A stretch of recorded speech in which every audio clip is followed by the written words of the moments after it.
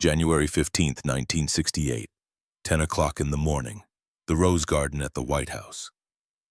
Garrett Brennan stands 3 feet from the President of the United States. Camera flashes pop like artillery fire. The winter sun cuts through the bare tree branches. Cold air, but Garrett's collar is damp with sweat. He is 55 years old, administrator of NASA for 3 years. Before that, 20 years building rockets in the desert. Before that, a pilot in the Pacific. He has been afraid before, shot at, nearly killed twice. But this moment, standing in the Rose Garden with cameras and senators and the weight of a nation watching this, is different. The President is speaking. Garrett hears the words, but they sound distant, like they're coming through water. And so today I am proud to announce America's commitment. We will land a man on the moon, not in 5 years, not in 2 years, in 6 months. Applause erupts. Garrett doesn't move. 6 months. He rehearsed this moment. He knew the timeline. He agreed to it. But hearing it spoken aloud, official, irreversible, the number suddenly feels different. 6 months. 180 days to do what has never been done. To his right stands Marshall Whitmore, 62 years old, chief flight director, friend for 20 years. They flew together in the war. They built NASA together after. Marshall's face is calm, confident. His presence steadies Garrett. The President turns. Mr. Administrator, can you guarantee this timeline? Every microphone in the Rose Garden angles toward Garrett. This is the moment, the hinge point. Everything before now is preparation. Everything after is consequence. Garrett looks at Marshall. Marshall gives a small nod. Trust, certainty. The same nod he gave in a bomber cockpit over Okinawa when the engine caught fire and Garrett had to decide whether to bail out or try to land. Marshall nodded then too. They made it. Garrett turns to the President, the cameras, the nation. Mr. President, I give you my word, 6 months. His voice doesn't shake. That surprises him. We will put an American on the moon by July 20th, 1968. You have my personal guarantee. The President shakes his hand. The cameras flash again. Senators applaud. Marshall claps him on the shoulder. Garrett smiles. The right smile. The confident smile. Inside, a small voice asks, what have I just promised? But the moment is over. The decision made. The country is watching. There is no going back. 6 months and 6 days later, July 21st, 1968, 2 o'clock in the morning, Mission Control, Houston. Garrett sits in the administrator's office, not at his desk, on the floor, back against the wall, tie loosened, jacket on the floor beside him. The deadline passed yesterday. July 20th came and went. No launch, no moon, no American footprint in the lunar dust, just silence. His office phone has been ringing every 20 minutes. He stopped answering at midnight. The calls are all the same. Senators, White House staff, journalists, all asking the same question in different words. Where is the moon landing? The door opens. Preston Lockwood enters without knocking. Deputy Administrator, 48 years old, thin, precise. The man who keeps NASA's books. The man who knows exactly what every promise costs. Preston carries a folder. He doesn't sit, just stands there holding the folder like it weighs 50 pounds. You should read this, Preston says. Garrett doesn't move. Tell me. $4.2 billion spent. 18 months, not 6. 7 astronauts dead in training accidents. 0 successful orbital tests. The press is calling it the biggest government failure since... I don't care what the press is calling it.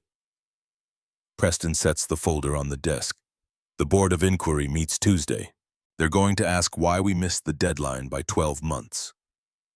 12 months. A full year. Garrett promised 6 months. He meant it. Marshall assured him it was possible. Marshall has never been wrong before, except now. Where's Marshall? Garrett asks. Still in mission control. Test simulation, same as yesterday, same as the day before. Garrett closes his eyes. Marshall is working. Marshall is always working, preparing, reviewing, running checks. Marshall believes in process, in safety protocols, in doing things right even if it takes longer. Garrett used to believe that too. He still wants to believe it. But 12 months. Preston moves toward the door, stops. Sir, one more thing. The CIA briefing is at 10 a.m. You should be there. Why? Soviet activity. They want you to know before the president does. Preston leaves. The door clicks shut. Garrett sits in the dark. His office has a window that overlooks the mission control floor. Through the glass, he can see the consoles, the screens, the maps. Marshall is down there somewhere, running another simulation, checking another calculation, making sure everything is perfect. Perfect.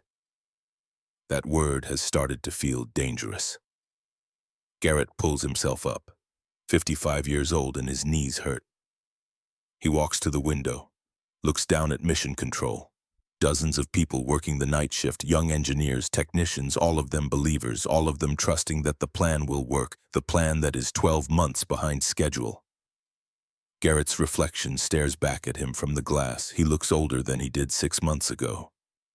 No, 18 months ago, the day he made the promise. His phone rings again. 3 a.m. He knows who it is before he picks up. Brennan. The voice on the other end is cold, measured, White House Chief of Staff. Garrett, the president wants an explanation, tomorrow, 10 a.m. sharp, and he wants to know about the Soviet situation before the meeting. I assume the CIA has briefed you. 10 a.m., Garrett says. I'll be there. Garrett, the president trusted you personally. He put his reputation behind your promise. Do you understand what that means?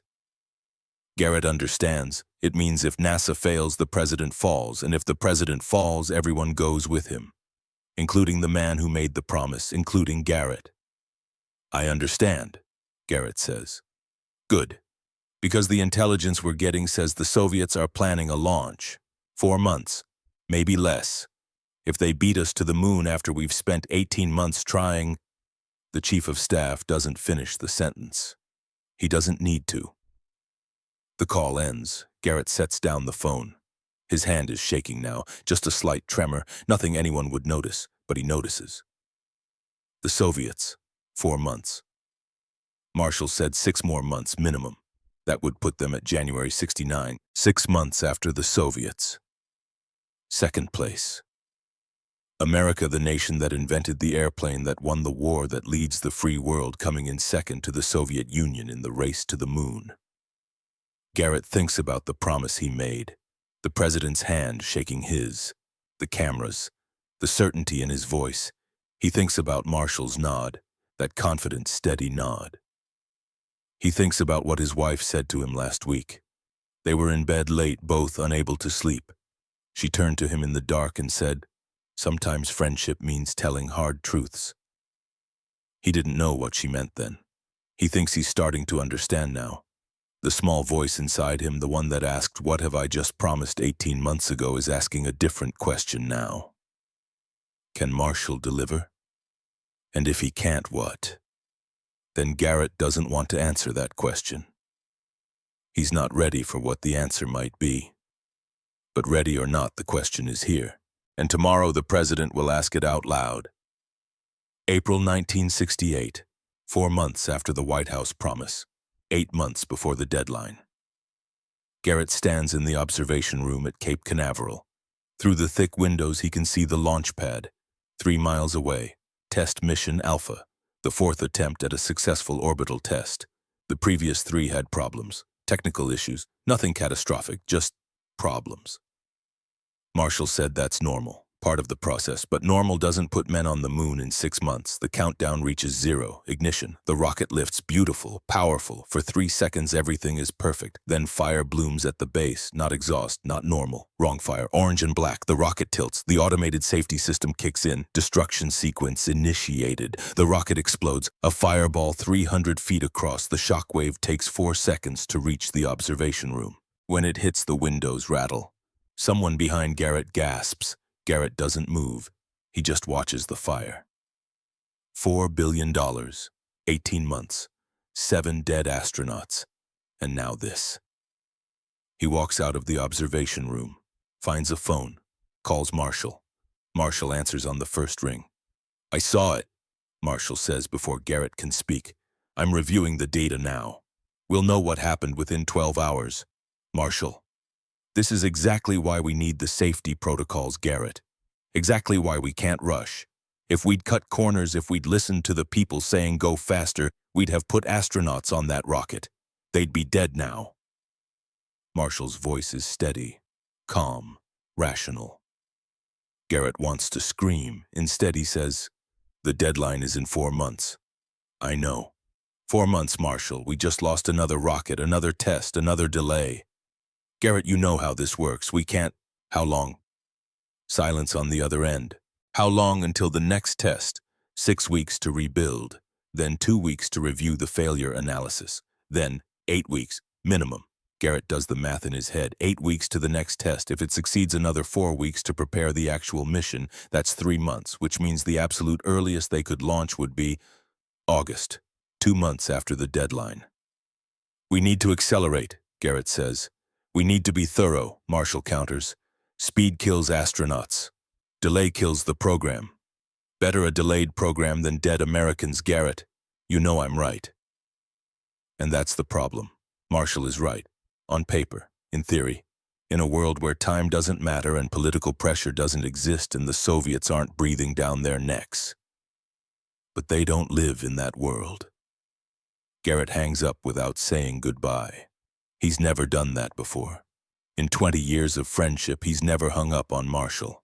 He stands in the corridor at Cape Canaveral watching technicians through the windows running toward the fire with extinguishers trying to save what can be saved. The White House calls an hour later. Garrett takes it in a private office. The president's voice is tight.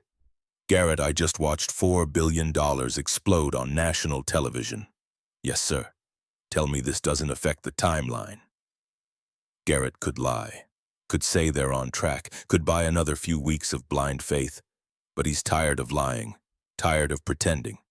Sir, we're not going to make July. I need to be honest with you. Silence. Long, heavy. Then, how far behind? 2 months, maybe 3. The Soviets are launching in 6 months, Garrett. 6. If we come in second after I stood in the Rose Garden and promised the nation, I know, sir, I know what I promised. Then fix it.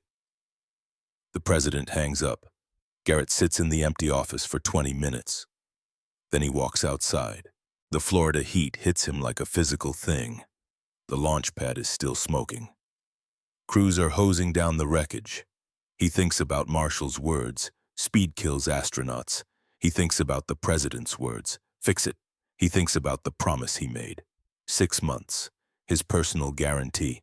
And he thinks about the one thing he hasn't allowed himself to think about until now. What if Marshall can't do it? August 1968. 2 months past the deadline. Test Mission Bravo. Garrett is back in the observation room at Cape Canaveral. Preston Lockwood stands beside him. Marshall is in mission control running the flight profile. This time the launch is perfect. The rocket climbs smooth and fast, reaches orbit. The capsule separates. All systems nominal. For 6 hours everything works. Then the re-entry system fails. Garrett watches the screens, hears the radio chatter. The crew is trying to troubleshoot. Marshall is feeding them procedures, step by step. Methodical. But the clock is ticking. They have limited fuel, limited air. The crew finally gets the backup system working. They make it into the atmosphere. The parachutes deploy late, too late. The capsule hits the ocean hard, very hard. The astronauts survive, barely. One has a broken arm, the other a concussion. Both are unconscious when the recovery team pulls them from the water. The mission is called a success because no one died. Garrett calls that a failure. That night back in Houston, Garrett sits in his office with Marshall. It's 10 p.m. They're alone. This is the first time they've been alone since the phone call after Test Alpha exploded. We need to talk, Garrett says. Marshall looks tired, more tired than Garrett has ever seen him. I know what you're going to say. Do you? We're behind schedule. We need to go faster. I've heard it from everyone. The White House, Congress, the press, now you. Marshall, 2 men almost died today, but they didn't. The systems worked. The backups worked. That's exactly what I've been building. Redundancy, safety. So when things go wrong, we can recover. They shouldn't go wrong in the first place. Marshall's jaw tightens. You think I don't know that? You think I'm not pushing these teams as hard as I can? We're doing everything right, Garrett. Everything by the book. If we cut corners, if we rush, people will die. If we don't launch soon, the program will die. Better the program than astronauts. Garrett looks at his friend. Marshall believes every word he's saying. Marshall is not being obstinate or difficult. He genuinely believes that careful, methodical progress is the only way, and maybe in another timeline with unlimited time and unlimited budget and no Soviet threat, Marshall would be absolutely right. But that's not the timeline they're in. Marshall, I need you to be honest with me. As a friend, not as flight director, as the man I've trusted for 20 years. Can you get us to the moon before the Soviets? Marshall doesn't answer immediately. That silence tells Garrett everything. Finally, if we maintain current safety standards and don't rush critical systems, 6 more months, maybe 8.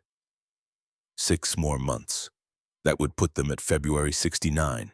The Soviets are planning to launch in December, maybe January. They would be second. That's not acceptable, Garrett says quietly. That's reality, Marshall says. Not angry, just factual. You want me to promise something I can't deliver? I won't do it, Garrett. I won't risk lives for political deadlines. This isn't about politics. This is about what national pride, about looking good on television. Those astronauts have families, Garrett, wives, children. You want me to tell those families that their husband, their father died because we were in a hurry? Garrett doesn't have an answer for that. Marshall stands. I'm doing everything I can, if that's not good enough. If you want someone who'll cut corners and take risks and put men in coffins for the sake of a deadline, then find someone else. Marshall walks out. Garrett sits alone in his office. It's the first time Marshall has ever walked out on him. The friendship is cracking. Garrett can feel it. 20 years of trust, of brotherhood, fracturing under the weight of an impossible promise. He picks up the phone, calls his wife. I think I'm losing him, Garrett says when she answers. Marshall, yeah. You're not losing him, you're just seeing the limit of what he can do. That sounds like the same thing. It's not. Losing him would mean giving up on the friendship. Seeing his limits just means accepting that he's not the right person for this specific mission. Those are different things, Garrett, but you have to decide which matters more, the friendship or the mission. I shouldn't have to choose. Leaders always have to choose. That's what makes it hard. She's right. He knows she's right, but knowing it doesn't make it easier. I don't want to hurt him, Garrett says. Then don't. But don't let the program fail because you're afraid of hurting a friend. That's not loyalty. That's cowardice. The word stings. Cowardice. Garrett has been called many things in his life, but never that. He hangs up, sits in the dark. His office feels smaller than it used to. The walls closer. He keeps thinking about Marshall's words. Find someone else. Marshall said it as a challenge, an ultimatum. But what if it's not? What if it's actually the answer, no? No, he can't think like that. Marshall is his friend. Marshall has never failed him before. Marshall just needs more time, more support, more. But they don't have more time. The Soviets are coming. September 1968, 3 months past the deadline, 4 months until the Soviet launch. The media turns vicious. Time magazine cover, NASA's $4 billion failure. Newsweek, the promise that broke America's trust. The New York Times runs a front-page editorial calling for Garrett's resignation. Garrett stops reading the papers, but he can't stop the phone calls. Senators demanding answers, journalists demanding interviews, the White House demanding everything. Marshall withdraws, not physically. He's still at mission control every day, but emotionally he's built a wall. He and Garrett barely speak except in official meetings. When they do talk, it's professional, distant. The friendship is still there technically, but it feels like a ghost. Preston Lockwood becomes Garrett's only real confidant. Preston doesn't judge. doesn't offer opinions, just presents facts, and the facts are brutal. We've lost 3 major contractors, Preston says one afternoon in September. They're pulling out, going to work on commercial projects, more stable funding, less political pressure. Can we function without them? Barely. It'll slow us down more. More delays. Always more delays. Garrett stares at the org chart on his wall. Hundreds of names, thousands of people working on the program, all of them depending on him to make the right decisions.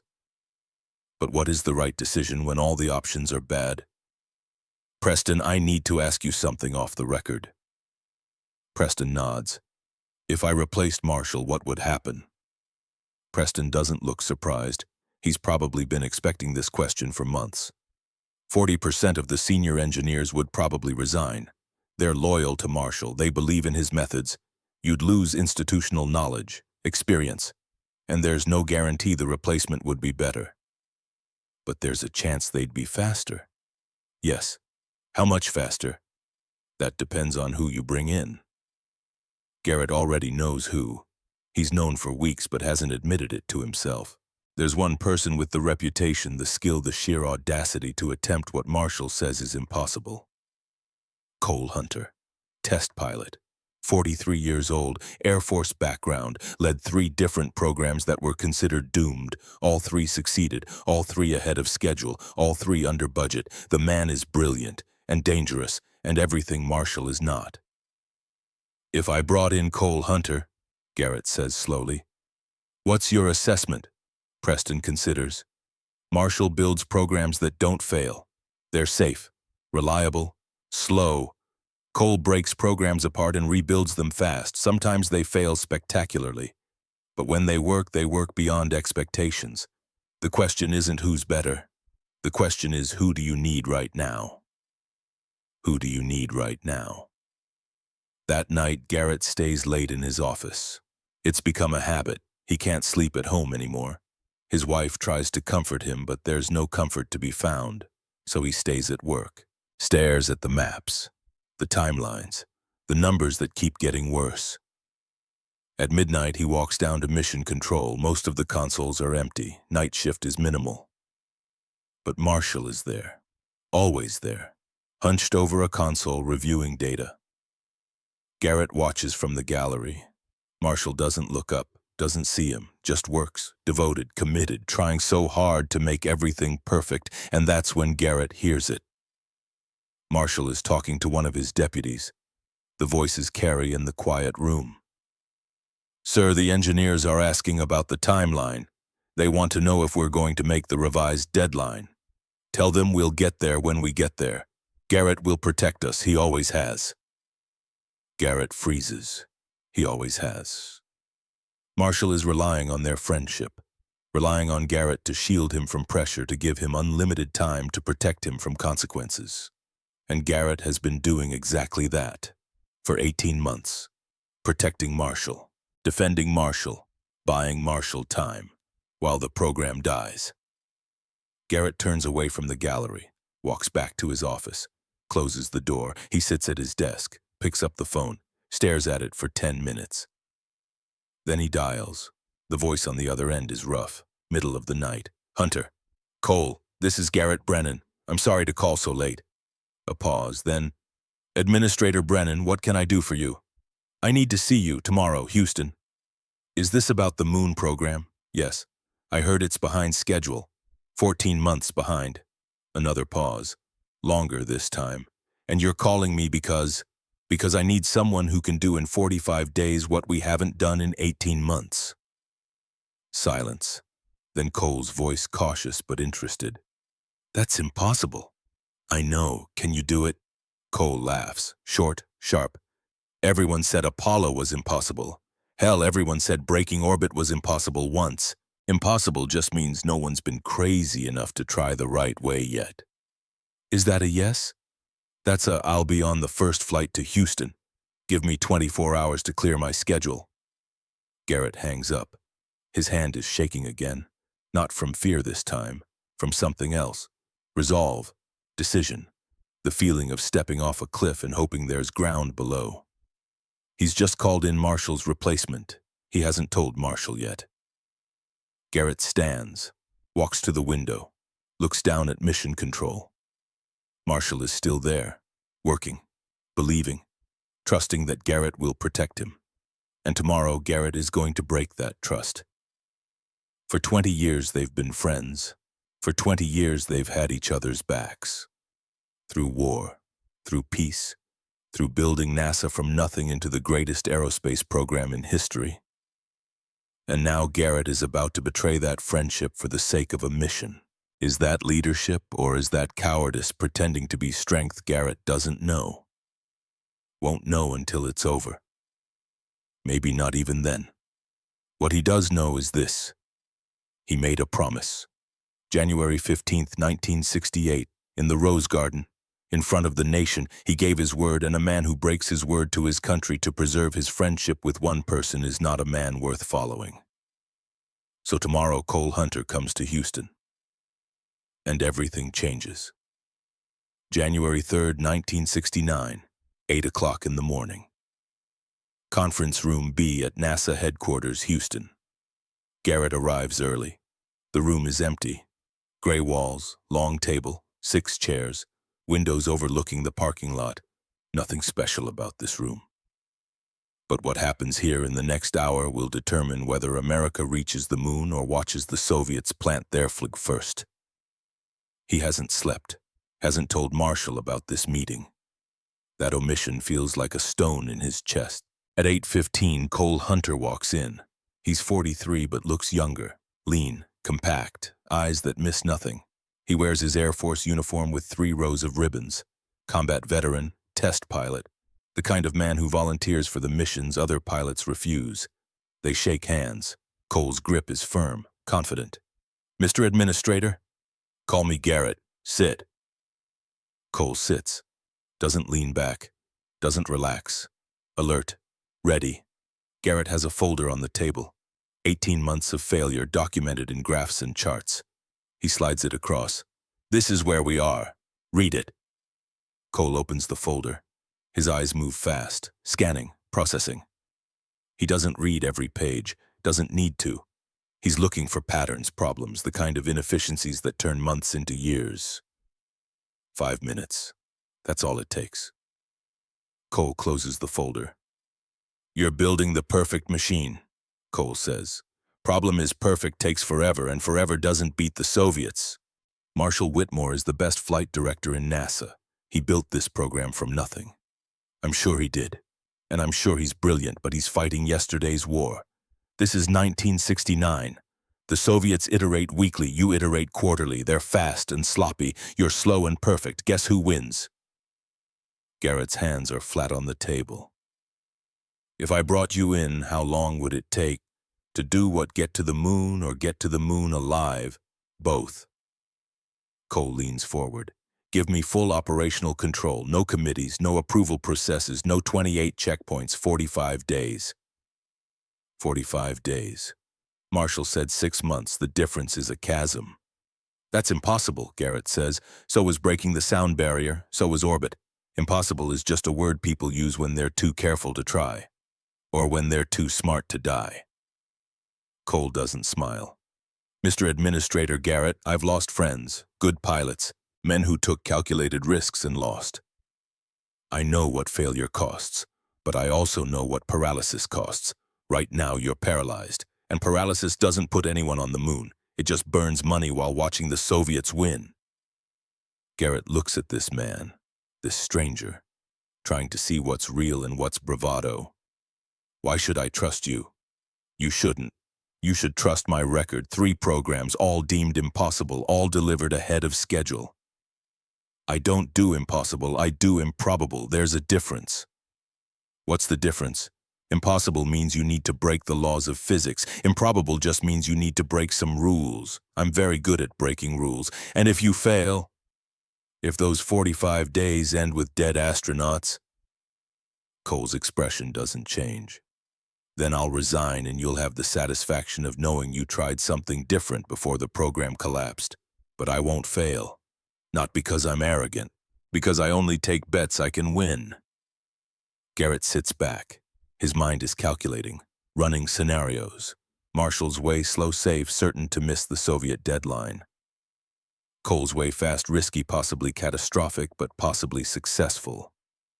I need 72 hours, Garrett says. Don't talk to anyone, don't tell anyone you're here. I need to evaluate the situation.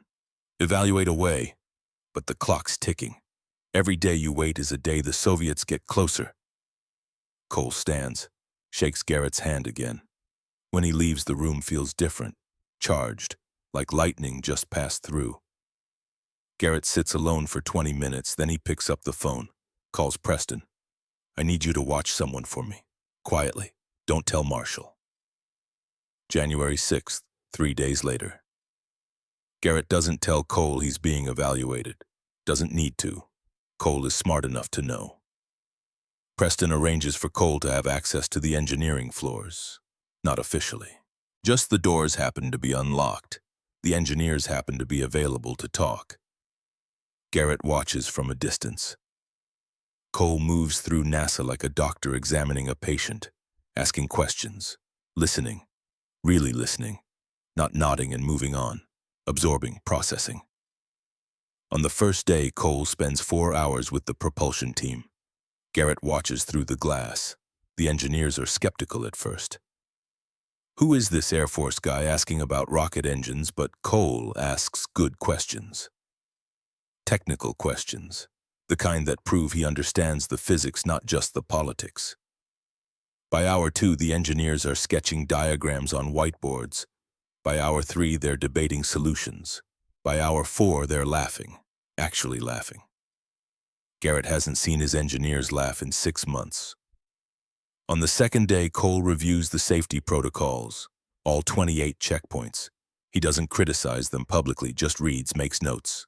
That evening, Garrett finds Cole in the cafeteria, sits down across from him without invitation. What did you find? Cole is eating a sandwich, doesn't stop chewing, swallows. You want the diplomatic answer or the truth? I called you here for truth. 17 of your 28 checkpoints are redundant. 6 more are checking things that don't need checking.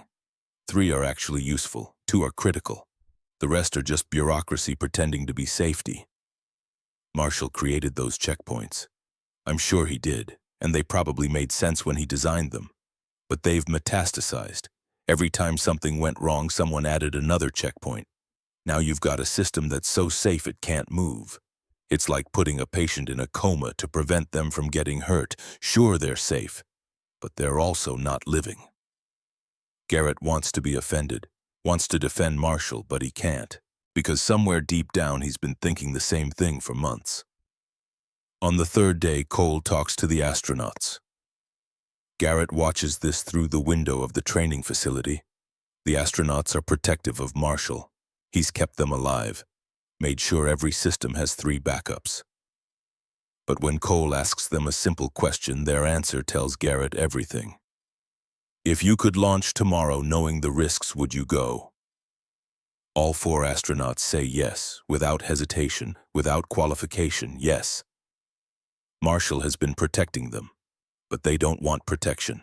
They want to fly. That night, January 8th, Garrett sits in his office with Cole's written assessment. 30 pages, detailed, brutal, honest. The summary is 3 sentences. Marshall Whitmore built a program that cannot fail because it cannot launch. To reach the moon before the Soviets, you need someone willing to accept calculated risk. I can do it in 45 days if you give me full authority and accept that perfection is the enemy of progress. Garrett reads those 3 sentences 10 times. Then he closes the report, locks it in his desk drawer. Tomorrow he has to tell Marshall, January 9th morning. Garrett doesn't call ahead, doesn't schedule a meeting, just walks down to Mission Control at 7 a.m. and finds Marshall at his usual console. Marshall, my office, now! Marshall looks up, sees something in Garrett's face, follows without question. They walk through the corridors in silence. Early morning. Few people around, their footsteps echo. Inside Garrett's office, Marshall sits. Garrett doesn't. Garrett stands by the window, looking out. Can't look at Marshall for this. I've brought in Cole Hunter. Silence. Then, the test pilot. Yes. For what? Garrett turns, faces his friend. To evaluate the program. Marshall's expression doesn't change, but something happens behind his eyes. A door closing. You brought in someone to evaluate my work without telling me. Yes.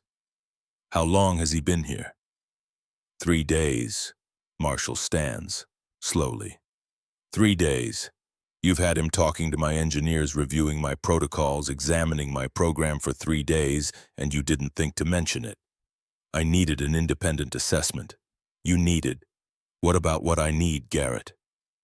What about trust? What about 20 years of friendship? What about the fact that I've been killing myself for this program while you've been quietly bringing in my replacement? I haven't replaced you. Then what is this? Garrett has rehearsed this conversation in his head 50 times. None of the rehearsals prepared him for how much it would hurt. Marshall, I need you to step back from operational command of the mission. The words hang in the air, heavy, final. Marshall doesn't react, not visibly, but Garrett knows him well enough to see the impact. It's like watching a building collapse in slow motion, the foundation cracking, the walls beginning to fall. Step back, Marshall says quietly. That's a nice way of saying fired. You're not being fired. You're being realigned. Senior advisory role. Your expertise is invaluable, but the operational command needs to shift to someone who can move faster. To Cole Hunter. Yes, the cowboy, the risk-taker, the man who'll cut every corner and hope physics works out in his favor. The man who's delivered 3 impossible programs ahead of schedule. Marshall's laugh is bitter, short. And how many people has he killed along the way? How many test pilots didn't make it back? How many families got a folded flag instead of their father? That's not fair. Fair, you want to talk about fair? I've spent 18 months building a program that won't kill anyone. That puts safety first, that does things right. And now you're telling me that was wrong. That I should have been reckless, that I should have risked lives to meet a political deadline. I'm not saying that. Then what are you saying, Garrett? Marshall's voice rises. Garrett has never heard him yell, not in 20 years. Say it clearly. Tell me what you're saying. Garrett forces himself to meet Marshall's eyes. I'm saying we're out of time. I'm saying the Soviets launch in 4 months. I'm saying your methods, which are brilliant and safe and careful, are too slow. I'm saying I need someone different, not better, different. Someone like Cole Hunter. Yes, Marshall nods. Once. Final. Then you don't need me at all. Marshall, you're critical to this program. Your expertise. Don't patronize me with advisory roles and consultant positions. You want me gone, so I'll go. I don't want you gone. I want you in a different role. No, Garrett. You want someone else to do my job, which means you don't want me. Not for anything that matters.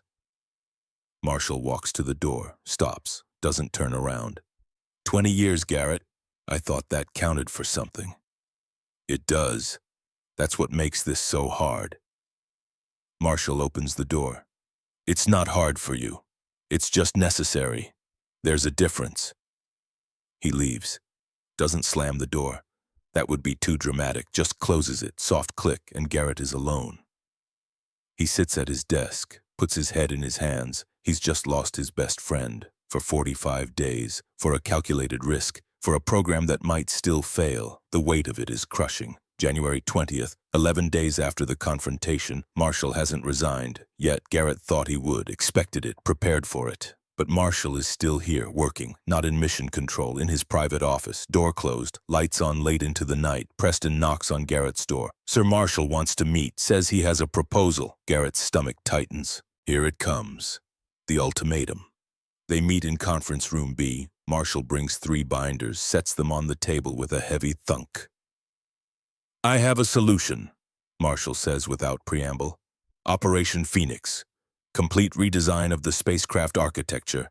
8 weeks, $200 million additional budget. But it'll work, guaranteed. Garrett opens the first binder. Technical schematics, detailed, professional, thorough. You want to start over? Not start over, rebuild correctly. What we have now is compromised. Half measures, we cut corners trying to meet deadlines. Phoenix fixes everything, makes it right. Marshall, we don't have 8 weeks.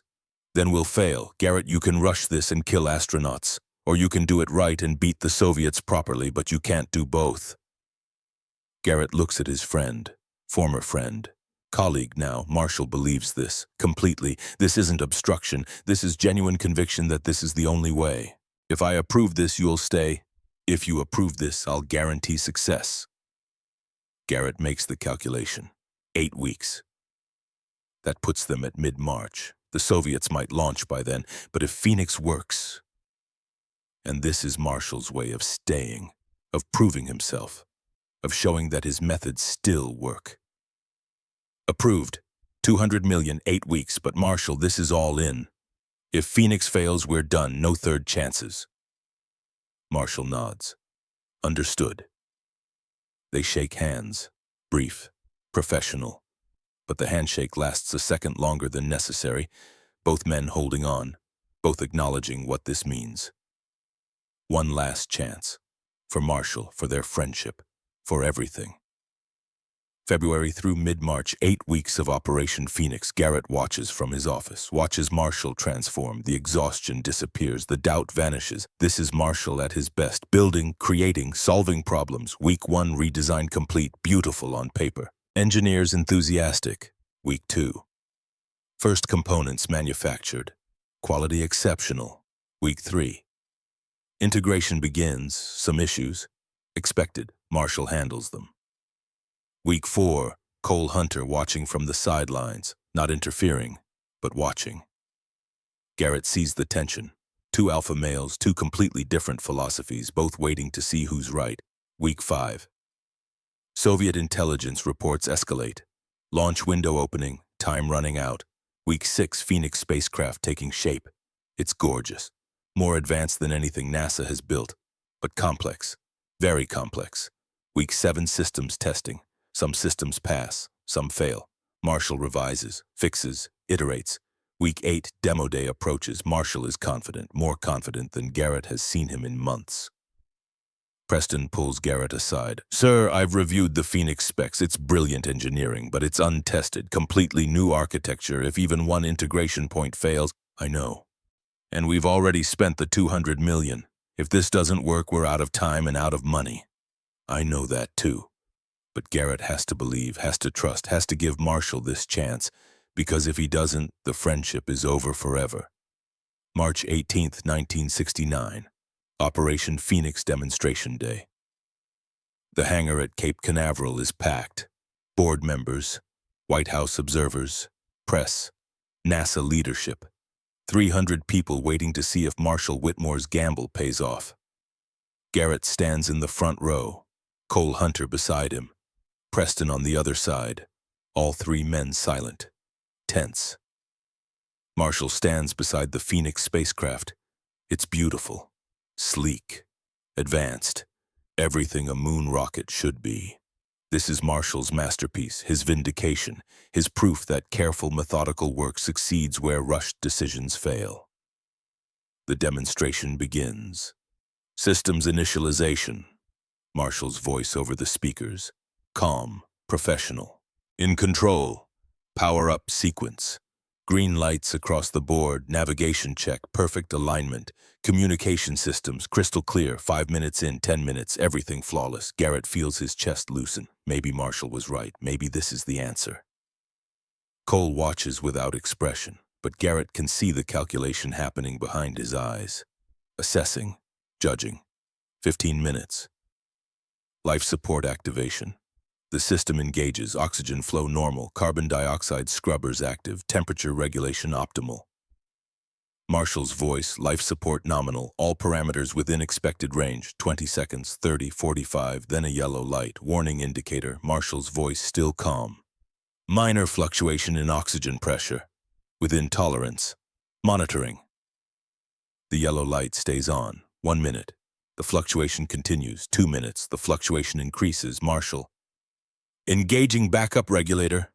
The backup activates. The yellow light turns red. Primary life support failure. Backup system struggles to compensate. 60% efficiency. Tertiary backup activates. 40% efficiency. 3 minutes into life support testing and the system is failing. Marshall's voice tight now. We have a cascade failure in the life support integration. Attempting emergency shutdown and restart. The restart fails. The demonstration is called off. The room is silent. 300 people watching Marshall Whitmore's dream collapse in real time. Garrett doesn't move, can't move, just watches Marshall standing beside his spacecraft, the spacecraft that was supposed to prove everything, the spacecraft that just failed spectacularly. 8 weeks, $200 million, Marshall's reputation. Everything riding on this moment, everything failing. Cole speaks quietly beside Garrett. Integration flaw. The individual systems work perfectly, but they don't talk to each other correctly. Classic problem when you redesign everything at once. Garrett descends from the gallery, walks across the hangar floor. People part for him. Marshall stands alone beside Phoenix, face pale, hands trembling slightly. Marshall. Marshall doesn't look at him. Just stares at the spacecraft, his failure. I was wrong, Marshall says, voice flat, empty. These things happen. No, don't. I was wrong. I thought more time would fix everything. I thought perfect methodology would prevent this, but I missed something, some fundamental integration issue I didn't see.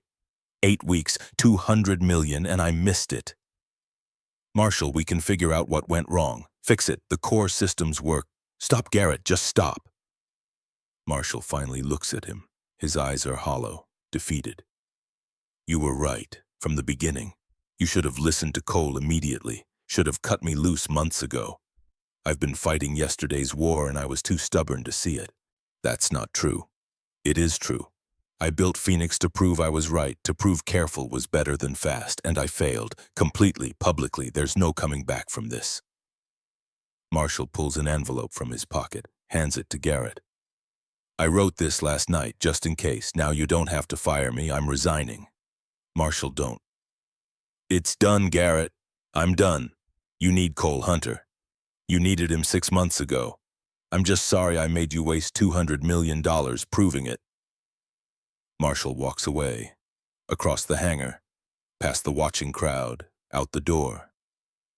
Garrett stands alone beside the Phoenix spacecraft, the spacecraft that was supposed to save everything, the spacecraft that just destroyed what was left of his friendship with Marshall Whitmore. He opens the envelope, reads Marshall's resignation letter. Garrett, effective immediately, I resign as Chief Flight Director. You were right to bring in Cole Hunter. You were right to question my methods. I held on to the past too long. My resignation is final. I'm sorry I failed you. Marshall. Garrett folds the letter, puts it in his pocket. Around him the crowd disperses. Quiet conversations, disappointed faces, another failure, another setback. Cole approaches, stands beside Garrett, looks at the Phoenix spacecraft. Brilliant engineering, Cole says. Wrong timing. Give Marshall another 8 weeks, he'd fix the integration issues, but we don't have 8 weeks. I know.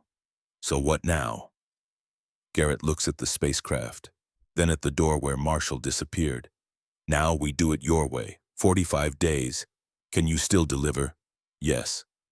Even with half the senior engineers gone because they're going to follow Marshall. I'll work with whoever stays and we'll move fast enough that we won't need as many people. Garrett nods, decision made again. For the second time in 2 months. First he chose Cole over Marshall. Then he gave Marshall one more chance with Phoenix. Now Phoenix has failed and he's back to Cole. Third time. Final time. No more chances. Conference Room B, tomorrow morning, 8 a.m. We start your 45-day sprint. Cole nods, walks away. Garrett stands alone in the empty hangar. 300 people were here 20 minutes ago. Now it's just him and a failed spacecraft. He thinks about Marshall. Where did he go, home or somewhere to be alone with his failure?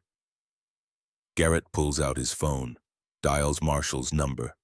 No answer. He tries again. Voicemail. Marshall, it's Garrett. Call me, please. We need to talk. But he knows Marshall won't call. Not tonight. Maybe not ever. The friendship is over. Not just damaged. Over. And this time Garrett doesn't see how it comes back. March 19th, the day after Phoenix. Garrett arrives at his office at 6 a.m. There's already a stack of papers on his desk, 47 resignation letters. All senior engineers, all in Marshall's direct chain of command, all identical. If Marshall Whitmore is not trusted to lead this program, we are not trusted to support it. 47. Nearly half of Mission Control's senior staff. Preston enters. They started submitting them at midnight, all coordinated. Marshall called them after he left yesterday. He's gutting the program.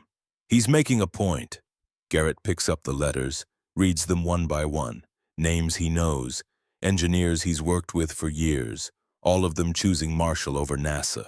Loyalty, friendship, trust, all the things Garrett chose to sacrifice for the mission. Now Marshall is showing him what that sacrifice costs. Can we function? Garrett asks. Barely. We'll promote junior engineers, train them fast, but it'll take time to get them up to speed. Time. Always time. The thing they don't have. How much does this delay us? Preston calculates. 2 weeks, maybe 3. We'll need time to reorganize, redistribute responsibilities, make sure the people who stay can handle the workload. 2 weeks. That pushes them into April. The Soviets could launch any day. Garrett sits at his desk, head in his hands. He replaced Marshall to speed things up. Now he's slower than before Phoenix started. $200 million, 8 weeks, 47 engineers, and he's further behind than when he started. At 10 a.m. the CIA briefing. Garrett is summoned to a classified session underground. Federal building downtown, no windows, 3 CIA officers, 1 Air Force general, all looking grim. Mr. Administrator, we need to show you something. They dim the lights, project photographs on the screen, Soviet launch sites, rocket components, technical schematics. Baikonur Cosmodrome, we've monitored Soviet moon program for 18 months. They've attempted 4 missions, all failed. New photographs, wreckage, twisted metal, classified satellite images. Mission 1 oxygen system failure, cosmonaut died of hypoxia in Earth orbit. Mission 2 trajectory miscalculation, crashed into lunar surface at high speed, 2 cosmonauts killed. Mission 3 successful moon orbit but re-entry system failed, capsule lost in deep space, 1 cosmonaut aboard probably alive for days before oxygen ran out. Mission 4 re-entry angle too steep, burned up in atmosphere, 2 cosmonauts incinerated. Garrett's stomach turns, 6 dead cosmonauts, 6 families, all hidden by the Kremlin. But that's not why we called you here. They project a document, handwritten, Russian, with English translation. This is from a defected Soviet engineer, part of their moon program. He describes what happened before Mission 2. Garrett reads the translation. The trajectory engineers told Director Korolev the calculations were not ready. We needed 3 more months to verify. Korolev said we don't have 3 months. We have orders from Moscow. Launch immediately. 2 engineers refused, said it would kill the cosmonauts.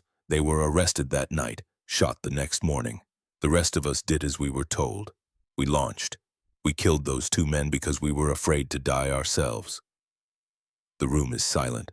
Garrett reads it twice, 3 times. The Soviets murdered engineers who asked for more time. The CIA officer speaks.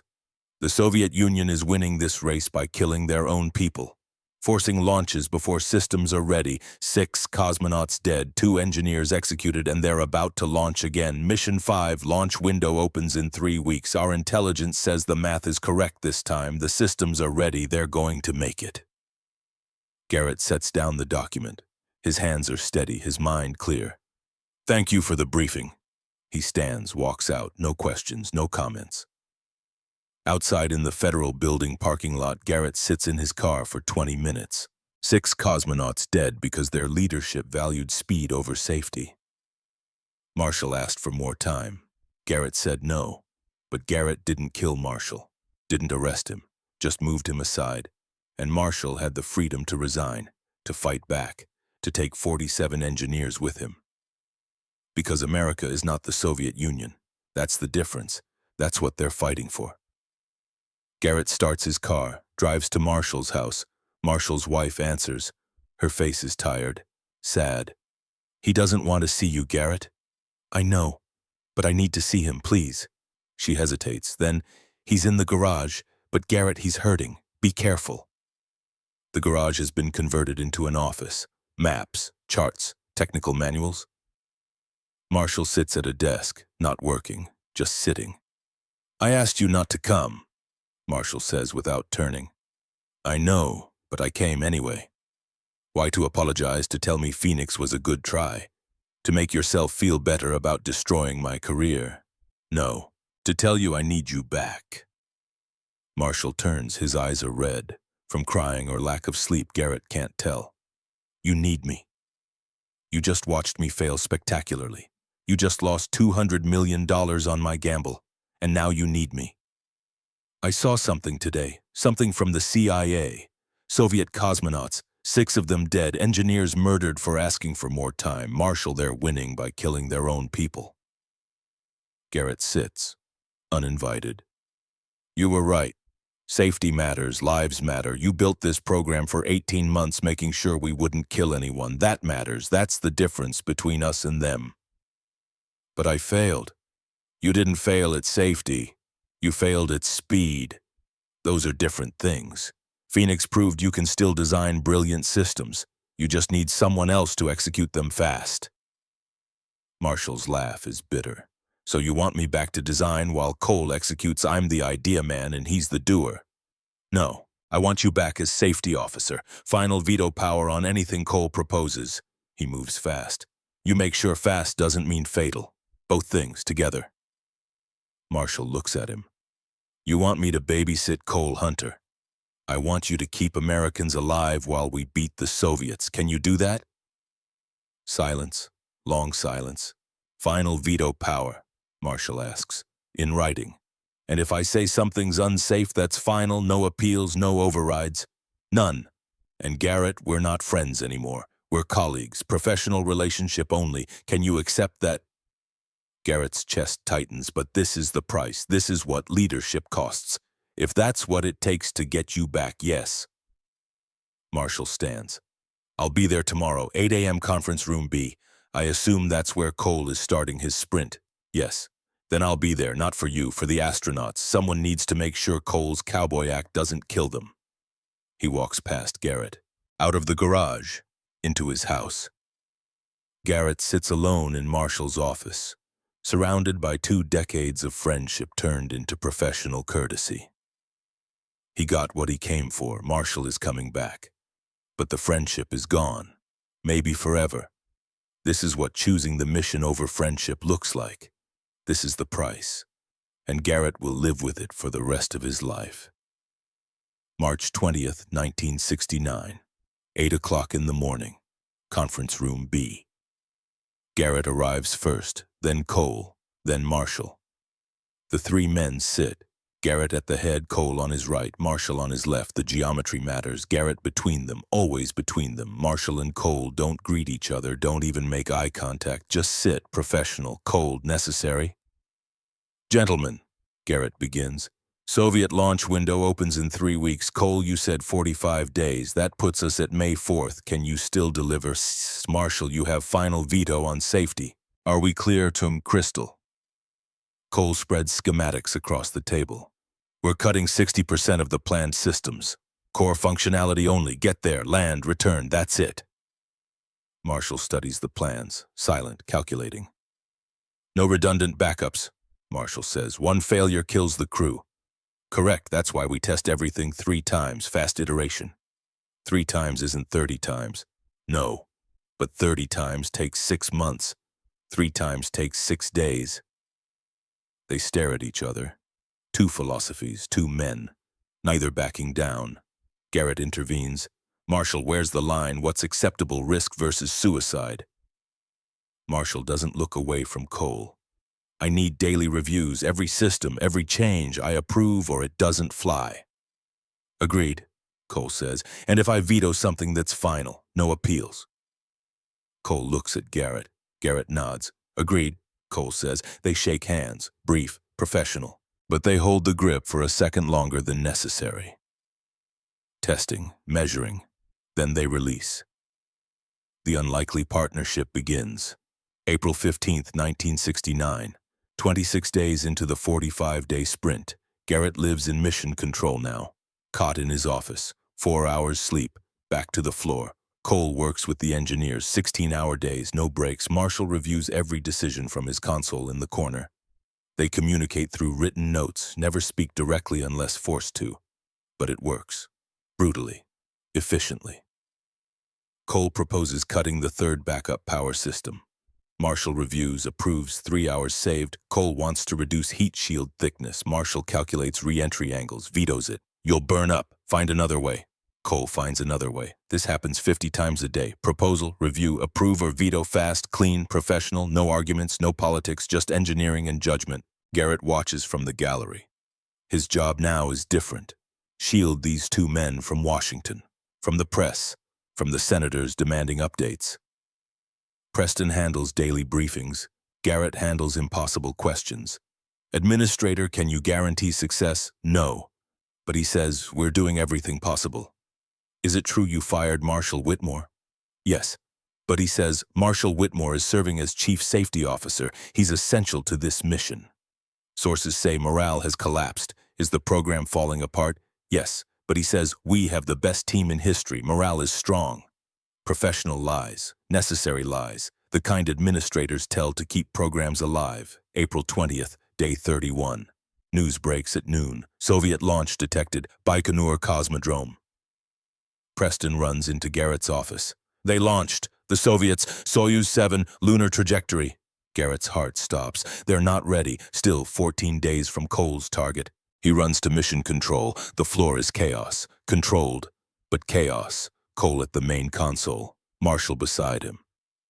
First time they've stood together voluntarily. Talk to me, Garrett says. Cole, Soyuz 7 launched 32 minutes ago. Lunar trajectory confirmed. If they maintain course, they'll land in 4 days. Can we launch? No, 14 days minimum. Can we accelerate, Marshall? Not without killing our crew. Garrett watches the screens. The Soviet rocket climbing. Perfect trajectory. 6 dead cosmonauts, 2 murdered engineers, all leading to this moment. How long until we know if they succeed, Cole? 4 days to moon, 1 day surface, 3 days back, 8 days total. We'll know by April 28th. 8 days. 8 days watching the Soviet flag go up while American rockets sit grounded. The room is silent except for computers and radio static. Then Cole says something unexpected. Good. Everyone turns. Good. Garrett's voice sharp. They're beating us. No. They're risking everything on an undercooked mission. We have 14 more days. If they succeed, we congratulate them and still go. Second place beats no place. If they fail... He doesn't finish, but everyone understands. April 23rd, day 5 of Soviet mission. Garrett hasn't left mission control. NASA set up cots in conference rooms. People sleep in shifts. Intelligence comes in fragments. Radio intercepts. Telescope observations. CIA reports. Day 1 launch successful, Earth orbit. Day 2 translunar injection. They're committed. Day 3 trajectory good. Systems nominal. Day 4 lunar orbit achieved. Preparing descent. Day 5 0600 GMT. Descent begins. Garrett stands with 300 people watching screens showing almost nothing. Just data, numbers, trajectory plots. NASA telescopes in Australia tracking. Images grainy, low resolution. But they can see it. A tiny dot descending. The room absolutely silent. Lower, lower. The trajectory changes, too fast, wrong angle, someone... They're off course. The dot accelerates, falling, not descending, falling. Impact. The dot disappears, 30 seconds, no one speaks. CIA liaison quiet, telemetry lost, radio silence, Baikonur not responding. Soyuz 7 crashed, cosmonauts dead, Marshall's voice barely audible, God help them. Cole says nothing, just stares at the screen where the dot used to be. Garrett feels sick. Yes, America still has a chance, but 2 more men just died, 2 more families destroyed. This is not victory, this is horror. Back to work, Garrett says finally. 13 days, make sure our men come home alive. The room slowly moves, quiet, subdued but moving. Later, Garrett finds Cole alone in a stairwell, head in hands. "You okay?" Cole looks up, eyes red. "I knew men like that, test pilots. They knew it was rushed, knew the math wasn't right, but they went because that's what we do. We go when ordered, even when we know." They were brave. They were murdered. Their government forced that launch. Those men didn't fail. Their leadership did. Garrett sits beside him. "Then let's not fail ours." Cole nods, stands, goes back to work. May 4th, day 45. Cole's deadline. The spacecraft sits on the pad at Cape Canaveral. Apollo Freedom. Smaller than planned. Stripped down. Fast. Final systems checks complete. 6 p.m. Operations Center. 300 engineers, contractors, staff, all exhausted, all waiting. Cole stands on a chair. "We built this in 45 days. Everyone said impossible. We did it anyway. Tonight we certify flight ready. Questions, engineer and back. What if we're not ready? Then we delay. Safety first. Marshall." Marshall steps forward, first time addressing full team since Phoenix. "I've reviewed every system 3 times. This spacecraft will fly, and it will bring our people home. I guarantee it." Coming from Marshall, that means everything. The room relaxes. Cole and Marshall look at each other. Brief eye contact, not friendship, respect. Garrett watches, feels something unexpected, pride. These two men don't like each other, probably never will, but they're professional enough to put that aside. That's leadership too. May 15th, launch day, -3 weeks, final preparation. Garrett stands on the beach near Cape Canaveral. Watching the rocket lit up in the distance, Marshall appears beside him. Doesn't speak at first, just stands. Finally, "It's going to work." "You sound surprised." "I am. Cole's insane, but he's insane in productive ways. There's a difference." "You've changed your mind about him." "No, I still think he's reckless.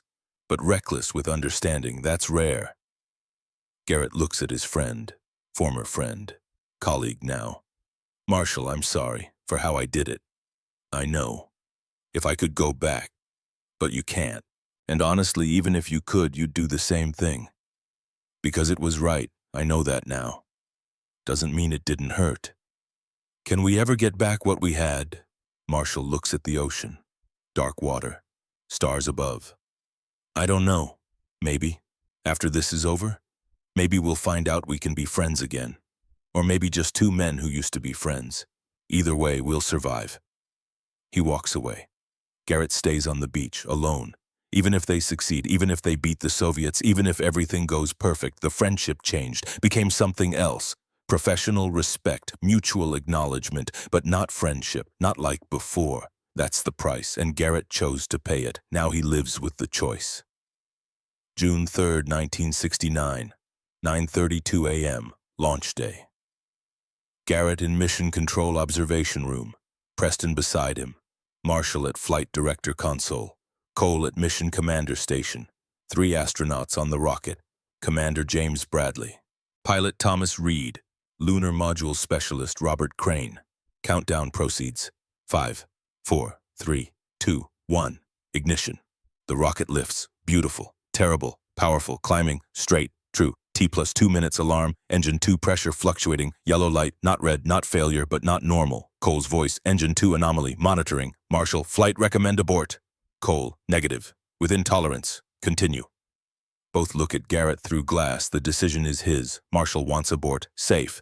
Cole wants continue, bold. Garrett has 8 seconds. If he aborts, they lose weeks. If he continues and they die, it's his fault. 7, 6, 5. Garrett stands, speaks into microphone. Continue flight. Monitor every 30 seconds. Prepare abort procedures. Marshall's face shows nothing, but Garrett knows he's furious. Cole nods. 3 minutes, 4, 5, T+6 minutes. Engine 2 stabilized. All nominal.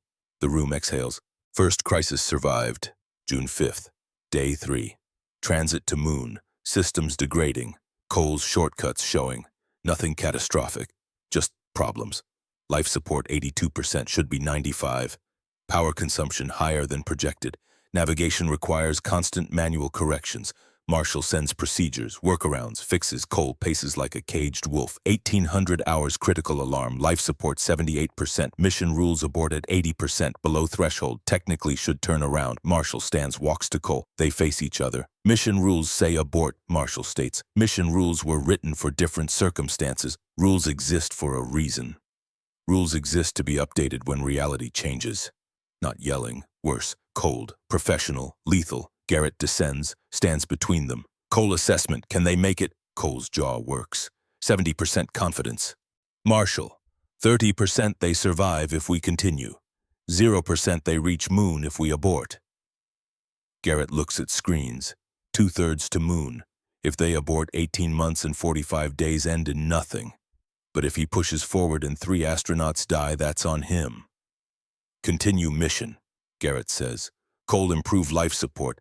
Marshall give him whatever he needs. We're committed. Marshall's face stone. Nods once. Returns to console. Cole doesn't celebrate. Just works. Hours pass. Engineers work miracles. Midnight life support 79%, still low, but survivable. Garrett doesn't go home. Sleeps on cot. 4 hours, nightmares. June 6th, day 4, landing day. Lunar module separates. Commander Bradley and Specialist Crane descend. Pilot Reed stays in orbit. Descent begins 1400 GMT. Garrett watches. Marshall calling descent profile. Cole monitoring systems. 20,000 feet, 10,000, 5,000. Another alarm. Life support in lunar module 72%. Below abort threshold. Way below. But too late. Can't abort without running out of fuel. Marshall's voice steady. LM be advised, life support at 72%. Bradley's voice calm.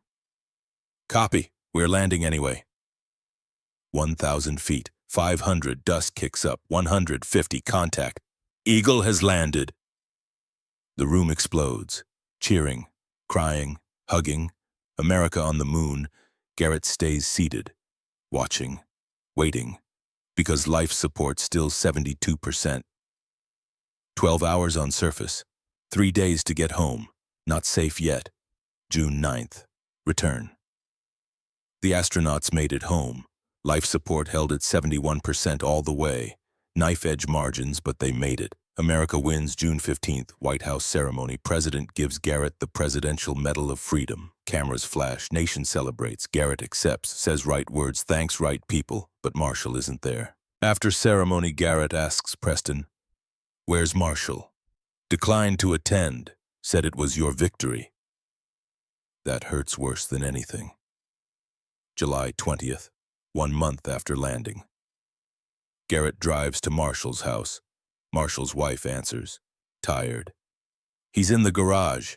The garage converted to office. Marshall at desk reading. Marshall. Marshall looks up. Face aged, gray at temples. Garrett. You weren't at the ceremony. Didn't feel right. It was your victory as much as anyone's. No. Cole's execution on my foundation. I played my part, but not my victory. Garrett sits. I need to tell you something. In January, when I called Cole, I didn't sleep 3 nights. Not because I doubted the decision. Because I knew it would hurt you. And I chose mission over your feelings anyway.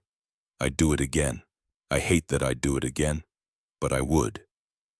Marshall sets down book. I know. You know, E. Garrett, I've known you 20 years. You're administrator first, friend second. That's what makes you good at your job. Also what makes you hard to be friends with. I don't want to be that person. Too bad. That's who you are. And honestly, I respect you more now than before. Because you made the hard choice, even though it cost you. Did it cost me your friendship? Marshall doesn't answer immediately. I don't know yet. Ask me in a year. Garrett stands. Fair enough. At door, Marshal Cole said something after the mission. He said the only reason he could move fast was because you built something solid. Your 18 months weren't wasted. They were essential. Marshall's eyes wet. He nods. Garrett leaves. December 19th, 1969, 3 a.m. Phone rings. Garrett's wife answers. Her face changes. It's Preston, about Marshall. Garrett takes phone. What happened? Sir Marshall Whitmore, heart attack, massive. He collapsed at home 2 hours ago. They tried to resuscitate. I'm sorry. He's gone. The phone slips. Marshall is dead. Garrett drives to hospital. Too late. Marshall's body moved to morgue. His wife there. They embrace, both crying. Later, Garrett goes to Marshall's NASA office. Personal effects need collecting. On desk letter, unsealed, dated June 2nd, night before launch, Garrett reads, Garrett, if you're reading this, something went wrong. Either mission failed or I'm dead. If mission failed, stop blaming yourself. You made right calls. All of them. Even ones I disagreed with. If mission succeeded and I'm dead, let me say what I should have said in person. You were right. I was building for yesterday's war. Cole was building for today's. You saw that before I did. That's what great leaders do. See when world has changed and adapt, even when it hurts, even when it costs friendships. I was angry, still angry, but also proud. You did what I couldn't, took risks I was afraid to take, and you brought our people home. We're still friends. I just needed time to accept that friends can make hard decisions that hurt each other and still be friends. I wish I'd told you this before launch. But I'm stubborn, you know that. Take care of yourself, Garrett. Next missions will be easier. Not because work is easier, but because you'll know you can make these decisions and survive them. Your friend Marshall. Garrett reads 3 times, folds carefully, puts in pocket, sits at Marshall's desk, in Marshall's chair, and cries. For first time since this started, cries. For friendship that died and was being reborn. For man too stubborn to say these things in person. For knowledge that Marshall forgave him, but Garrett never got to say thank you. Too late. Always too late. December 28th, Marshall's funeral. 600 people, astronauts, engineers, politicians. Garrett delivers eulogy, stands at podium, looks at faces, all waiting for something meaningful, prepared remarks in pocket, doesn't use them. Instead, Marshall taught me safety isn't cowardice, that careful preparation saves lives, that you can disagree and still respect. But he taught me something else. Something I didn't understand until I read his letter. Pulls out letter, unfolds. He wrote this night before launch, said friends can make hard decisions that hurt each other and still be friends. I didn't believe that. Thought I'd destroyed our friendship forever. But Marshall, being wiser, knew better. Knew true friendship survives hard decisions. Best friendships built on respect, not just affection. I just wish I'd known that before he died, because I would have told him what he meant. Not tomorrow, not next week, right then, but I thought we had time. We didn't. Looks at casket, American flag draped over it. So my advice, tell the Marshalls in your life what they mean. Today, not tomorrow, because tomorrow might be too late. Tell people who challenge you, frustrate you, make your job harder. Tell them you respect them, need them, value their contribution, because they won't be here forever, and you'll regret every conversation you postponed. Folds letter, returns to seat, June 20th, 2000, 31 years later. Garrett Brennan, 87, retired 20 years, Florida, watching ocean. Documentary crew interviews him, 30th anniversary moon landing. Interviewer young, Ernest wasn't born yet. Administrator Brennan, people call you the man who put America on moon. Accurate. Garrett's voice rough, old but steady. No, Marshall Whitmore built program 18 months, made it safe, made it possible. Cole Hunter executed 45 days, made it fast, made it real. I just decided when to switch. That's all leadership is, knowing when. Regret how you handled Marshall's reassignment. Every day, 31 years, I was right to make change, wrong in how. Should have talked to him first, privately, as friend, before acting as administrator. Lesson: you can make hard decisions without making them harder than necessary. What's the lesson for today's leaders? Garrett looks at camera. This is important, what he wants people to understand. Leadership isn't choosing between caution and speed, it's knowing when you need which. Marshall's 18 months weren't wasted. They built foundations strong enough to survive Cole's risks. Cole's 45 days weren't reckless. They were built on Marshall's groundwork, both men right, just at different times. Greatest mistake leaders make: loyalty to past methods when situation demands new ones.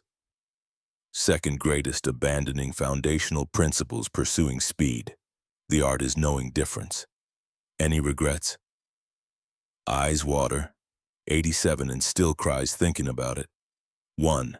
Never told Marshall what he meant while he was alive. Thought we had time.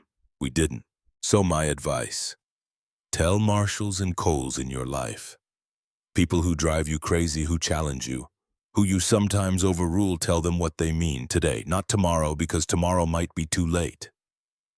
Interview ends. Crew leaves. Garrett sits on porch, watching ocean. Phone rings. Grandson. Grandpa interview online, going viral. That's nice. Can I ask something? Sure. Think Marshall forgave you. Thinks about letter. Read 1,000 times 31 years. Yes, but question isn't whether he forgave me. Question is whether I've forgiven myself. Have you? No, but I'm working on it. They talk more, then hangs up. Drives to cemetery once a month, always has. 31 years. Marshall Whitmore's grave. Simple headstone. Name. Dates. He made space safe. Stands there. Doesn't pray. Doesn't talk, just thinks. About promises made and kept. Friendships broken and partially healed. Price of leadership and whether it's worth paying. Thinks about what he'd say if Marshall here now. Thank you. I'm sorry. You were right about many things. I was right about few. Together we did something impossible. And I miss you. But Marshall isn't here. Just stone. Memory. Places hand on headstone. Warm from Florida sun. Whispers, we did it, old friend. Together. Walks back to car. Drives home. Dinner with wife. Married 62 years. She knows where he went. Doesn't ask. Just holds his hand across table. That night, Garrett sleeps peacefully. First time in years. Not because he's at peace. Because he's learned to live with weight. Leaders carry burdens, make impossible choices, sacrifice relationships for missions, live with regret. But they also achieve things no one else could. Put men on moon, win races unwinnable, change history. Marshall's letter was right. Garrett made right calls, all of them, even ones that hurt, but Marshall also right about something else. Friends can survive hard decisions. Friendship didn't die. It changed, became something deeper, more honest, more real, and in end that's what mattered. Not moon landing, not victory over Soviets, not medals and ceremonies. The knowledge that two men could hurt each other and still respect each other, could fight and still achieve together, could break and still be whole. That's real triumph. That's what Garrett Brennan learned cold January 1969. That's what he wants world to know. Leadership is knowing when to change. Friendship is surviving the change. And wisdom is understanding both worth fighting for. Garrett closes eyes. Moon rising outside window. Bright. Full. Watching Earth like always has. Up there, lunar dust footprints of 3 Americans. Commander Bradley. Pilot Reed. Specialist Crane. They got there because Marshall built safe and Cole built fast, and Garrett knew when to switch. 3 men, 1 mission, 1 impossible goal achieved. That's enough. That has to be enough. Garrett sleeps. And for first time 31 years doesn't dream of Marshall's funeral. He dreams of Rose Garden, January 15th, 1968, young again, strong again, standing beside best friend, making promise he'll keep no matter what it costs.